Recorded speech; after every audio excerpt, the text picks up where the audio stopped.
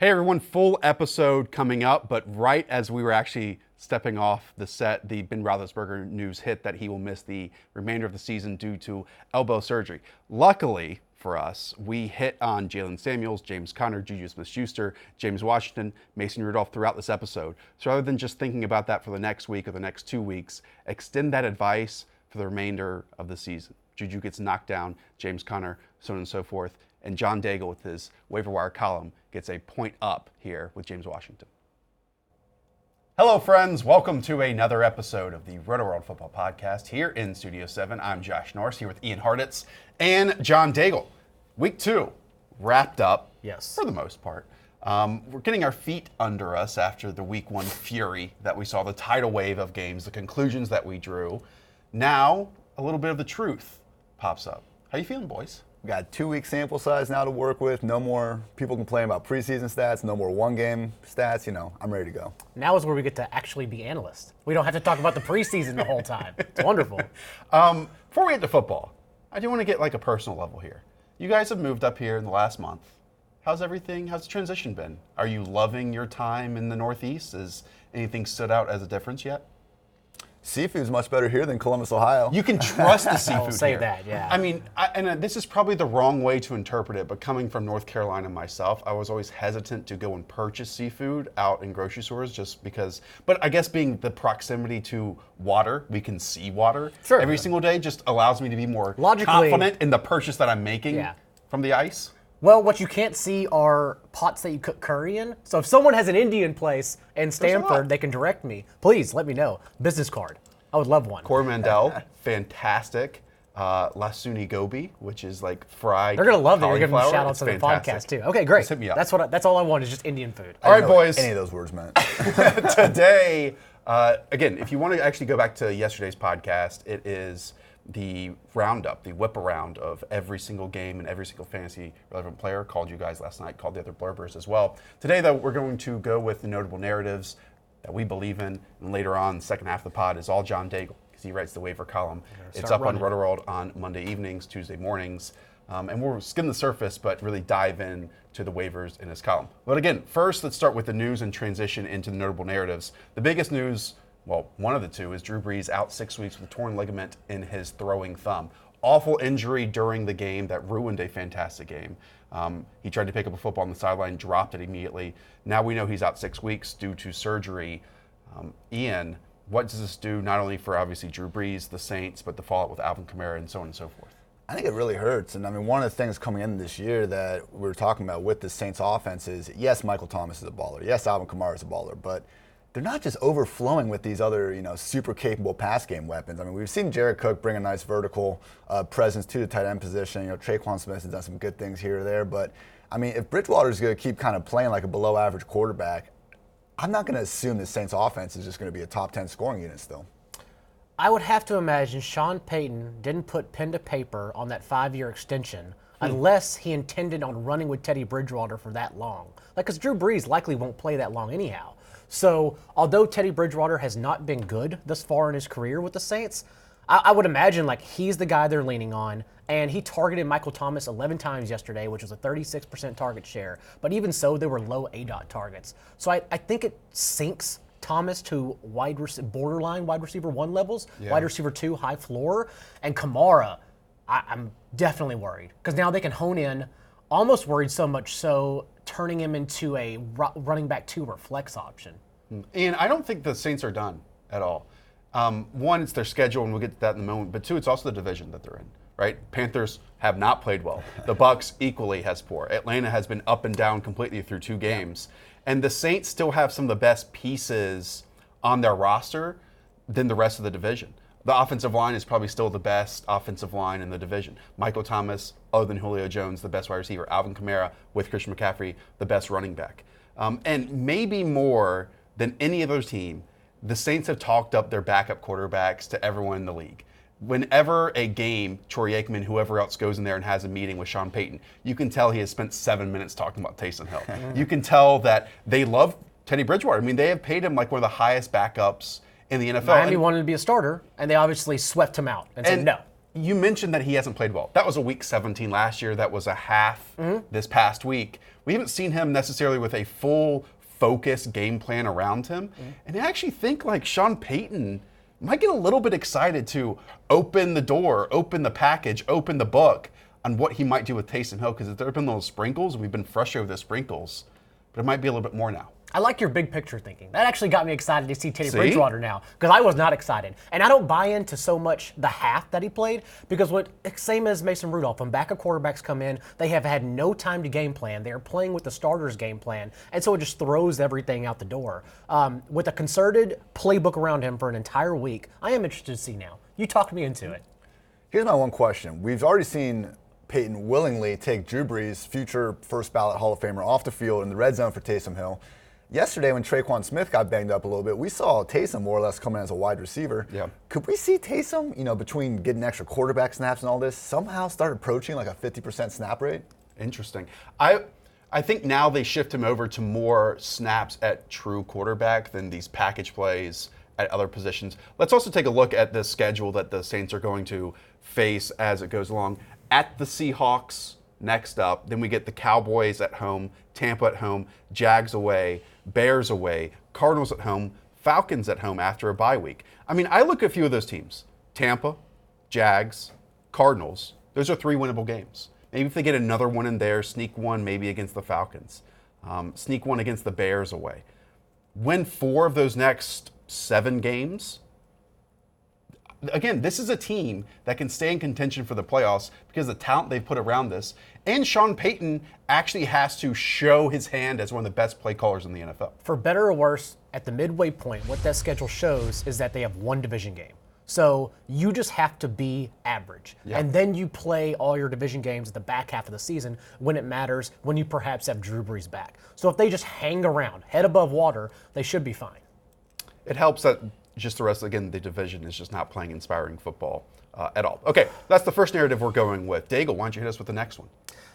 I think it is exciting that although Patrick Mahomes is, we know, in a league of his own, that Dak Prescott and Lamar Jackson are both playing up to his level. Dak Prescott leads in completion percentage and QBR so far. Lamar Jackson leads both in rushing yards. It has looked phenomenal in this offense. And then obviously Mahomes, no one can stop him. Right. 7 touchdowns, 0 interceptions, just looks incredible. And so just the fact that 2 players are competing with him on MVP levels through 2 weeks is very exciting for the league. He might be playing better football at the quarterback position than we've ever seen before, because even last week, in week 2, I should say, he threw this pass across his body that was then called back, and it was one of the best throws you've seen. Yeah. And then rather than taking this conservative approach at like 3rd and 20, boom, they fire it down the field for like a 47-yard touchdown. He's a cheat code right now. We all expected him to regress, Ian. He's not doing that at all. In fact, he's probably taking his game to the next level and looking even more composed when he buys himself time in the pocket.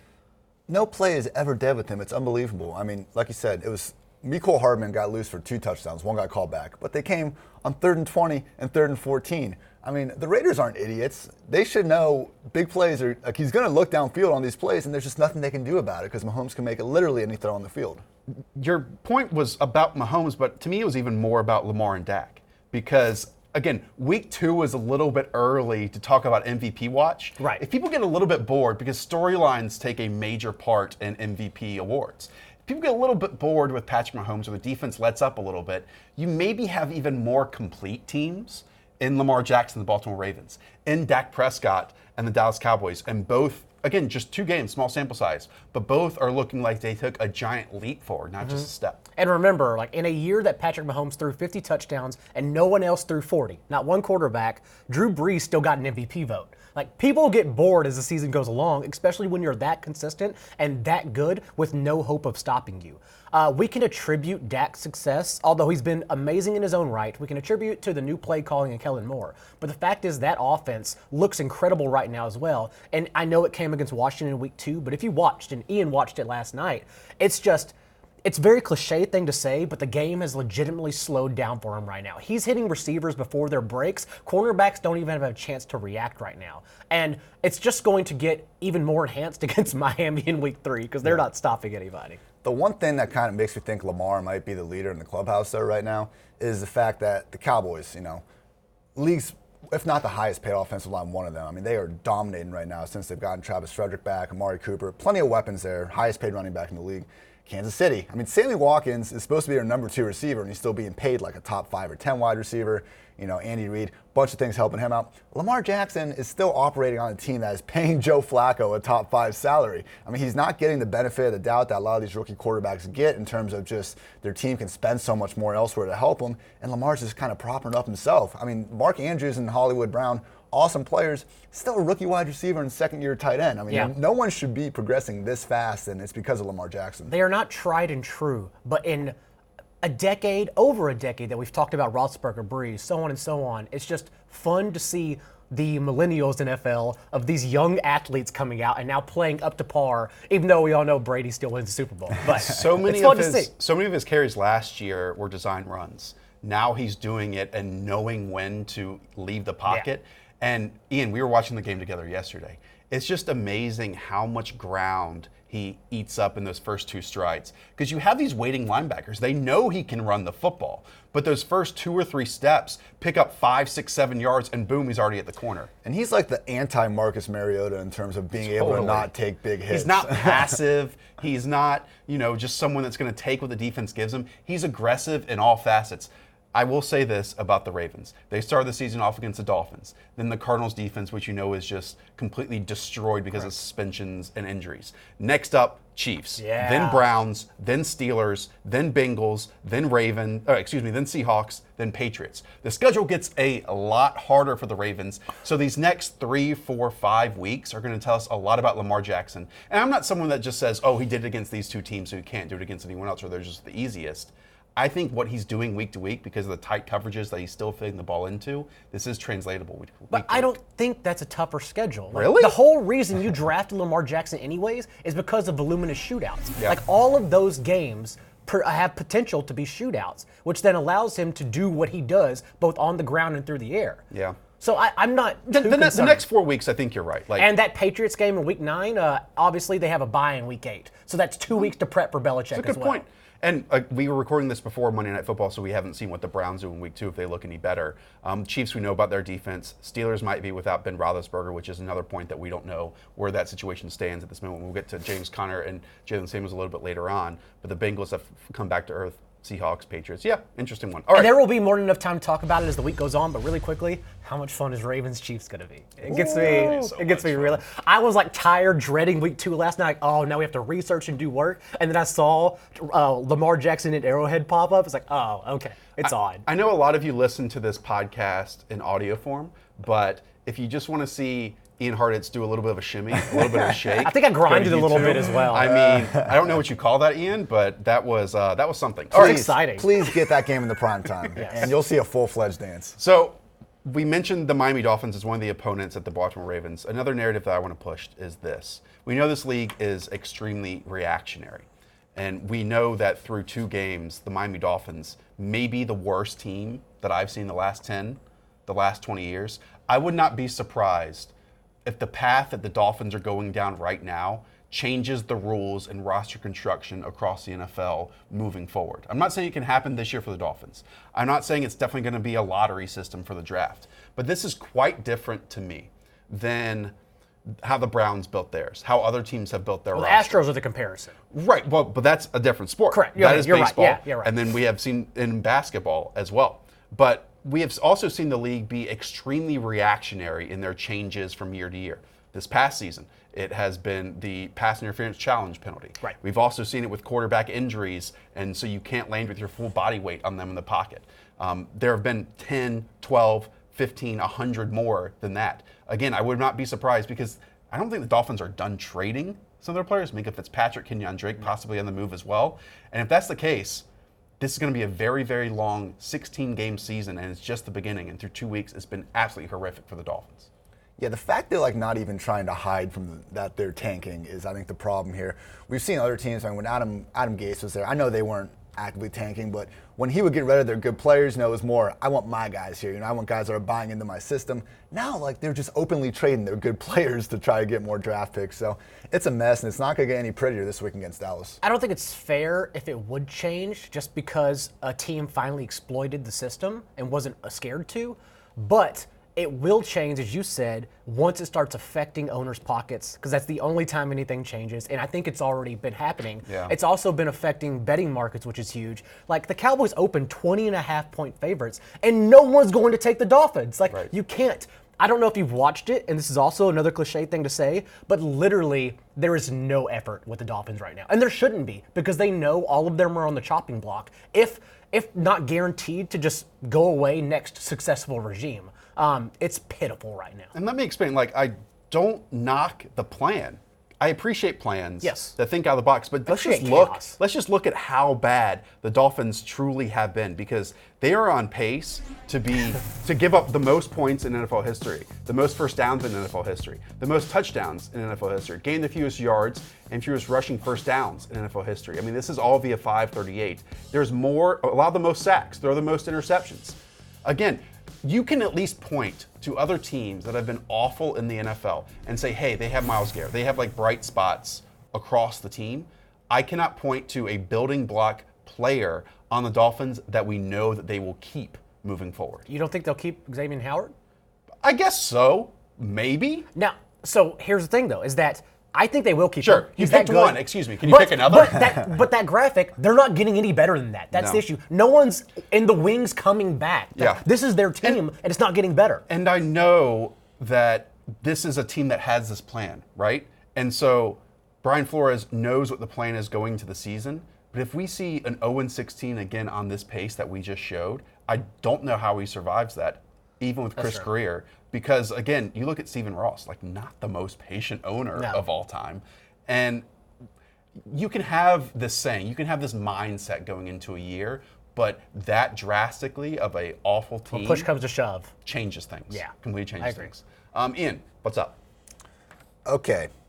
So one of my big takeaways from yesterday was more fantasy related than anything, not really league-wide trend, but Josh Jacobs. I mean, big question we talked about on a Sunday show was this would be a good first test to see just how true of a three-down back he is in this Raiders offense, and I think the answer is he's not. I mean, he's not going to be this featured back no matter what happens out there, and he has one target through 2 games at this point. It was a beautiful target. He got it, like a little bit down the seam, broke some tackles, showed what he can do in the open space.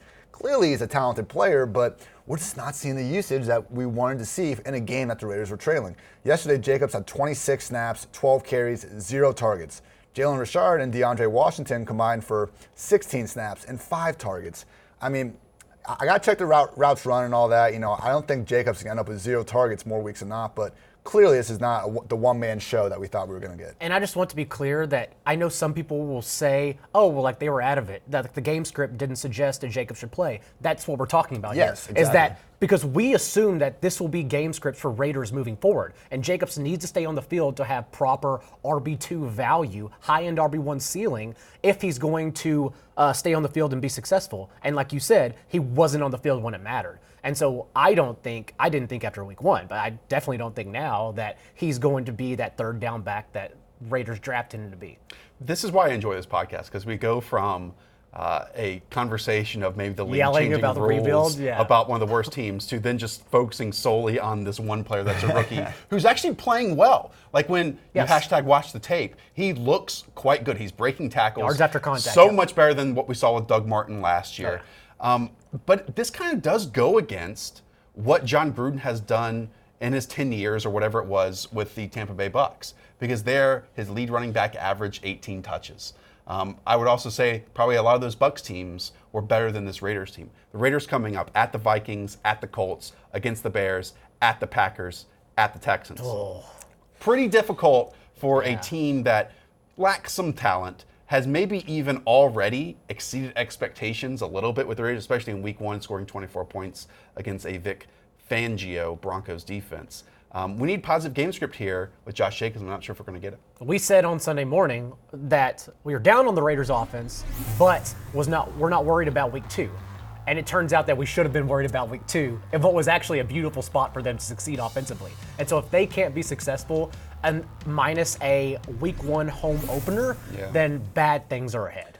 And look, it's only week 2. Jacobs, after those first 2 drives of the game, was pretty much the only bright spot in the Raiders' offense. It would make sense if they try to get him more involved in future weeks, but it just reminds me of kind of what like Marlon Mack was going through last season, where, yeah, more weeks than not, we should see him in the 15-20 touch range, but if they get behind, look out. Mark Ingram as well. Like, Mark Ingram isn't getting touches from Lamar Jackson, even though that offense continues to explode. He's just only getting carries, which reduces his value.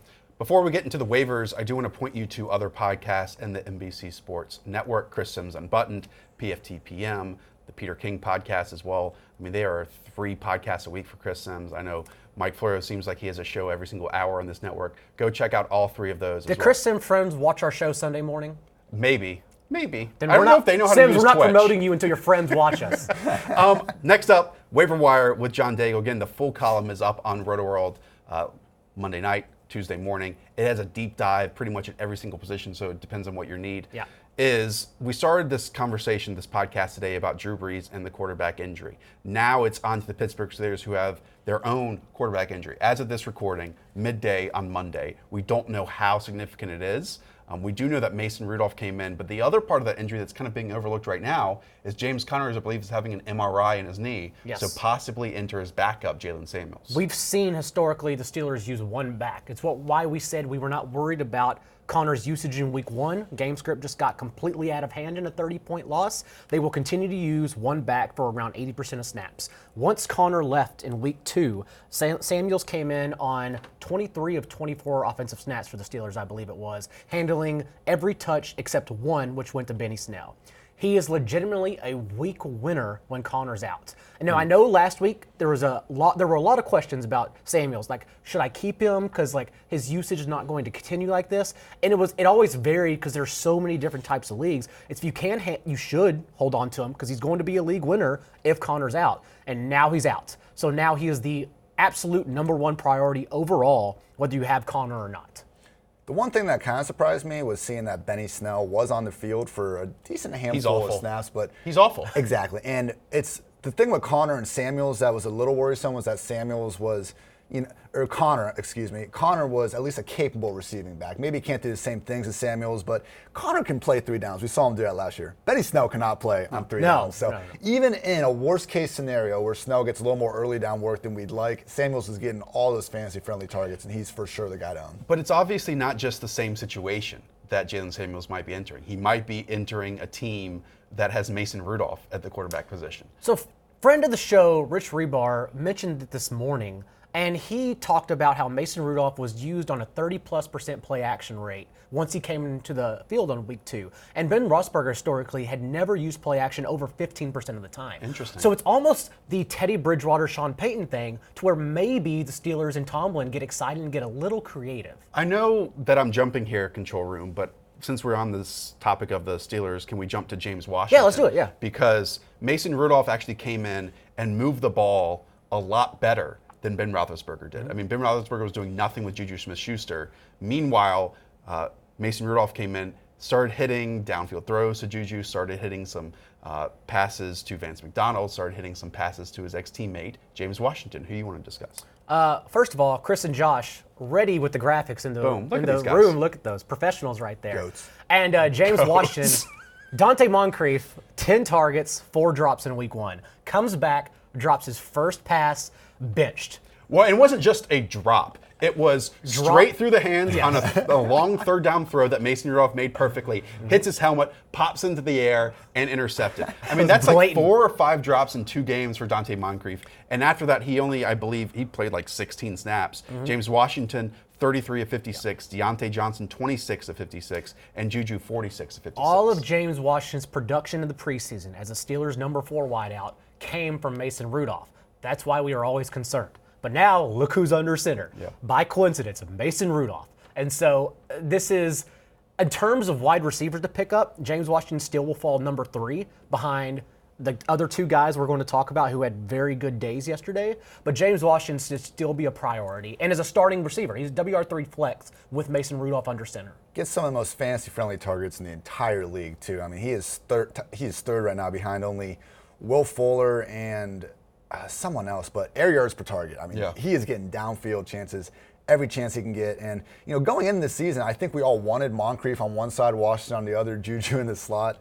We're not getting that because they're just dead set on having Ryan Switzer out there. But, hey, if Washington's going to replace Moncrief now, which he clearly is, sign me up. It's not like this. It does get a little bit easier for the Steelers, but they're 0-2, guys. They're 0-2. They've only scored 29 points in 2 weeks at the 49ers, who are 2-0. And it's an ugly 0-2. They haven't looked good at all. Then they have the Bengals, then the Ravens, Chargers, Dolphins. So there's some moments in there. We don't know how long, if at all, Ben Roethlisberger is out. But, it's just the Steelers' offense hasn't looked like the Steelers' offense that we've seen for so many years.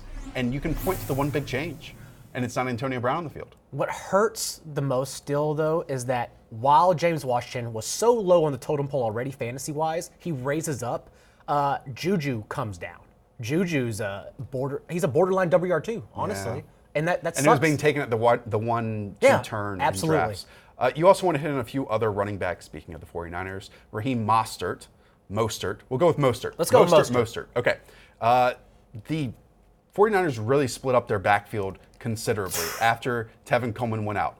It is good for the team that was, had Tevin Coleman on the roster. And so now they have very good, capable backups. I'm trying to find the rushing stats here. But Matt Breida got his, Raheem Mostert got his, and then Jeff Wilson got 2 vulture touchdown runs as well. Mostert was either 3rd or 4th on the waiver wire column last week. So I gave a preface to everyone. It's like, hey, we're waiting on Jeff Wilson, but Mostert is still valuable in this offense. Turns out Jeff Wilson can get called up, and both can still be valuable. So again, because only 16% of Yahoo League players picked up Mostert, we're just going to run right back to him in the column, and you have to pick him up. Except now, since you weren't looking ahead and reading Daigle's waiver wire column, you have to pay actual fab for him instead of getting him for free. I think long and hard about those decisions, by the way. They don't just come overnight. You don't leave the office. No, I really don't leave the office. The one thing to mention with Jeff Wilson, too, is a friend of the show, Adam Levitin, made a good point, but this game got out of hand pretty quickly, and through 2.5 quarters, Matt Breida had 13 touches, Mostert had 11, Wilson only had 2. So Wilson was really impacted by garbage time. And the one really good thing I saw from Mostert that I didn't know he had in him was this receiving ability. Last week, I thought Breida was in such a good spot because I thought he was just on another level in terms of receiving compared to these other backs. With Coleman being out, it seemed like it was really going to be him.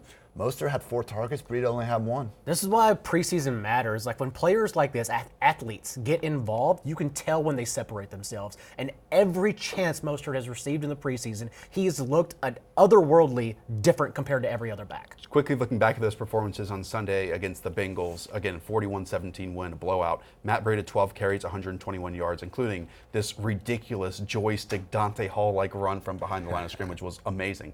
Mostert, 13 carries, 83 to go along with 3 receptions, 68 yards, and a touchdown. Then Jeff Wilson, you mentioned through 2.5 quarters, just 2 touches, I believe, but finished with 10 carries, 34 yards, and 2 touchdowns. If we could package them like, it's not Ultron, what is the not Transformers either, but when they all come together, I guess Power Rangers, Voltron, thank you, Chris in the control room, Voltron. You pack them like Power Rangers. If we could package them together, have them form into one, fuse, some might say, you might have a fantastic singular back on the 49ers, but right now we have to pick our pieces, and again, positive game script here was fantastic. And Breida still wins in this situation. He does. Do not get away from him at all. Yeah. We saw another real debut on Sunday, Mecole Hardman, going off. Yes. Playing almost every single snap, I believe. Yep. He did that in week 1, but saw no production. But Daigle, that changed on Sunday. Yes, and the box score doesn't reflect, as Ian mentioned earlier, he had a big bomb negated due to offensive holding.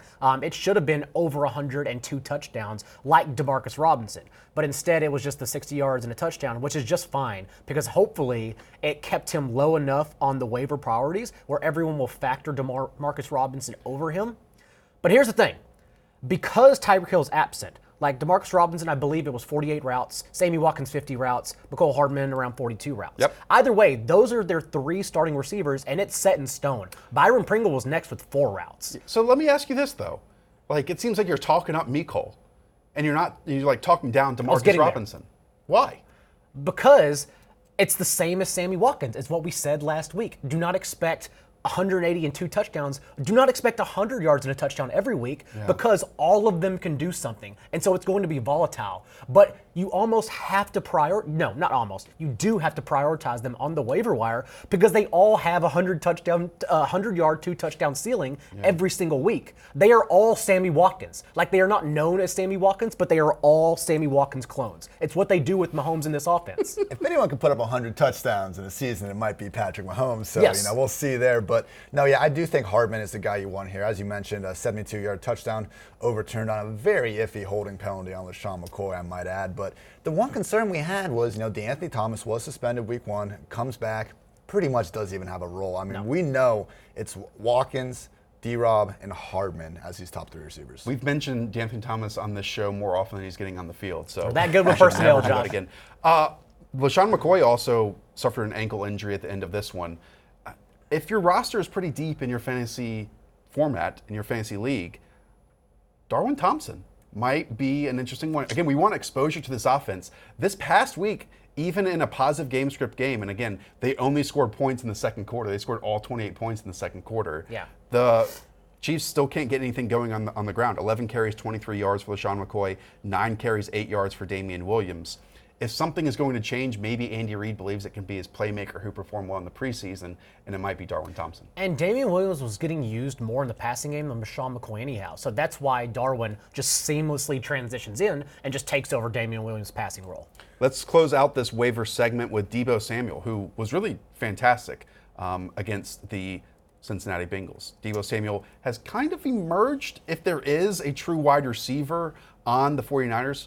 7 targets, 5 receptions, 87 yards, and a touchdown for the rookie in just his second game in the NFL. If there is a true wide receiver, there's only one option, and it's Deebo Samuel. There are 2 games, has led in routes, has led in snaps, both contests, while everyone else trickles in and out. Trent Taylor, their slot receiver, expected back soon. Jalen Hurd may be returning soon. But either way, it has clearly been Deebo Samuel's wide receiver room. And Dante Pettis, 35 snaps, still, it hurts me to say, but probably droppable this week. Yeah. Deebo Samuel is the receiver you want in this offense. And they've consistently, this goes back to the preseason, they've made an effort to get the ball in his hands no matter how they want to do it. I mean, he had 2 rush attempts yesterday as well. We're seeing him get kind of the Shanahan scheme treatment where, whatever crazy plays he thinks up in his head, Deebo's the guy that's getting the ball. Guys, that's going to do it for us. Again, go and check out John Daigle's Waiver Wired column up on Rotoworld soon. Later in the week, injuries have been the talk of week 1, week 2. Thankfully, we have Ian Hartitz up here with the injury dashboard. He'll be back on Wednesday/Thursday's episode to break all those down as well. Go back and listen to Roundup, the Whip Around podcast, and Rotoworld Live Sundays. All right, guys, thanks so much. Talk to you all soon out there. Peace out.